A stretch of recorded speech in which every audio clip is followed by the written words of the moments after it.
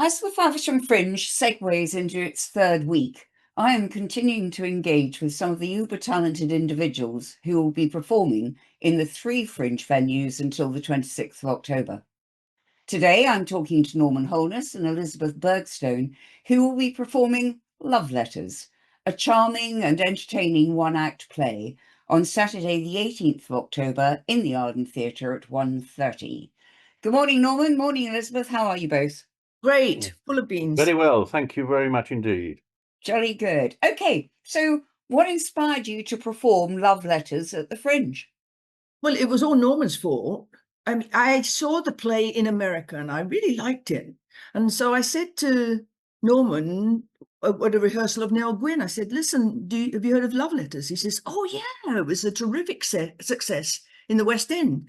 I said, well, I thought, shall we get together and just read through it for fun? He said, well, if we're going to go to the trouble to get the script, we might just as well perform it. So I just got lumbered with it and here we are. So it's all your fault, Norman. Yeah, Blame, if in doubt, blame Norman. Yes. Okay, all right, I'll remember that for the rest of the interview. So, apart from the obvious and avoiding spoilers, what is Love Letters all about? Hit it, Norman. It's about the relationship between Andy and Melissa, and throughout their lives, but it's told by love letters.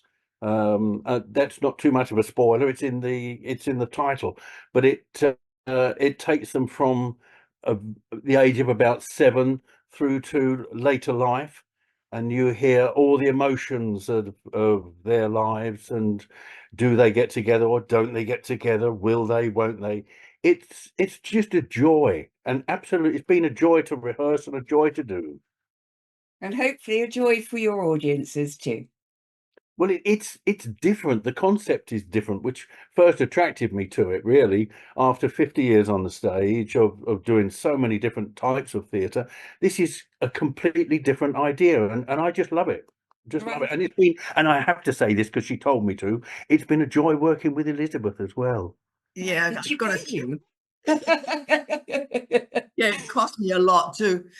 So, it's obviously a very static play. Are you both sitting at tables writing letters? Yes.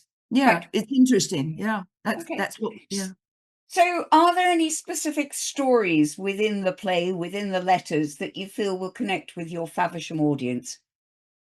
Not particularly, Norman. I wouldn't say that particularly. I mean, they're universal. You know, what happens to he grows up and becomes one sort of person, and I grow up and become another sort of person. Nothing particularly Faversham about it. It's more universal than that. Yeah. Okay. So, it's a heartwarming tale of two people for sure, but is it going to make your audience laugh more than cry? And what other emotions might it draw from them? There are some lovely, the humour of life, and she's a bit of a rebel, is Melissa, the character that Elizabeth plays so well.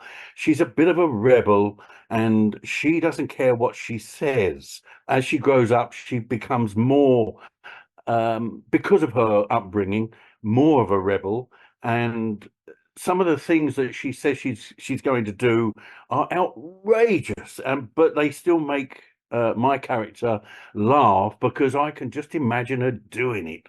And so there is humor, there is pathos.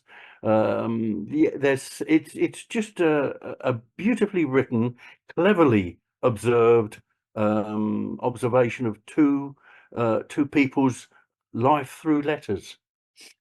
So, can I get this right? So, is Beautifully one of put. you going to read? Is one of you reading the letter and the other one responding to it? Or Yeah. are you reading and writing at the same time? Just give me a picture of what your audience are going to see and hear. One of You us will won't- be. You go, Norman. You go for it. Thank you so much. Yeah, Oh, what happens is the character that has written the letters reads the letters out, and not the whole through the whole play do you get a response. It would be a difficult thing to do, but you do on there are certain areas of the letters on both sides where the characters are going to react to what's being written. Right. The audience this is the challenge for us as artists, is to engage the audience through the letters and how we react to them. Brilliant. And so I have a picture of it now. parts of Thank it are poignant and other parts are funny and occasionally a little bit saucy. And Okay. All right. A little bit Norman laughing. saucy. So you're And both experienced performers on the stage. yeah. And we all know that performance disciplines are exhilarating and can be nerve-wracking.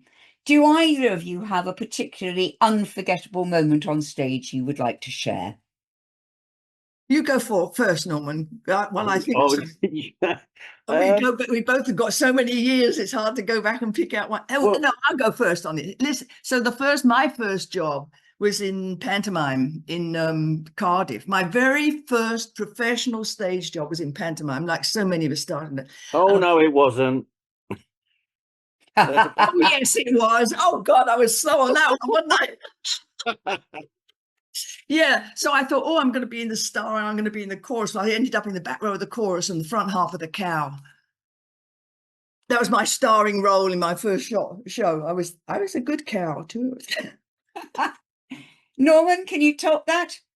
Or shall we move swiftly on? I can't top it on stage, but the funniest memory I have was I was playing Jerome Kern in a compilation show of the composer, and it was at the Whitstable Playhouse, which only had one large dressing room, but there was a cast with Canterbury Operatics of about 30 people.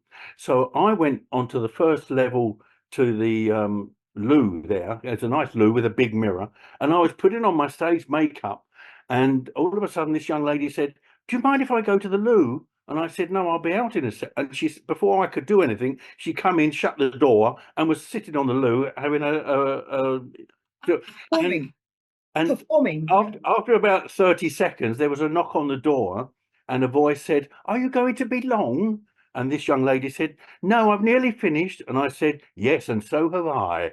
And what's going on in there? And that memory was probably 30 odd years ago, and it's still as fresh as anything. Makes me laugh every time I think. Story. I love it. Brilliant.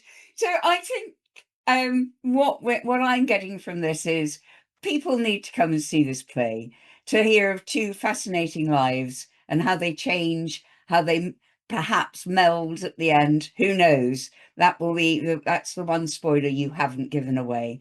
So thank you so much. Yeah. So if you're looking for a fascinating, gentle, charming evening of letters which acknowledge a lifetime of love, then get your tickets for Love Letters on Saturday the 18th of October at 1:30 in the Arden Theatre, online at favershamfringe.co.uk/what's-on. This play charts a lifetime of friendship and eventual love affair, which will charm the most hard-hearted amongst you. Thank you, Norman and Elizabeth, for talking to Radio Faversham and the people of Faversham today, and good luck with the play. Thank you. Bless you. Thank you.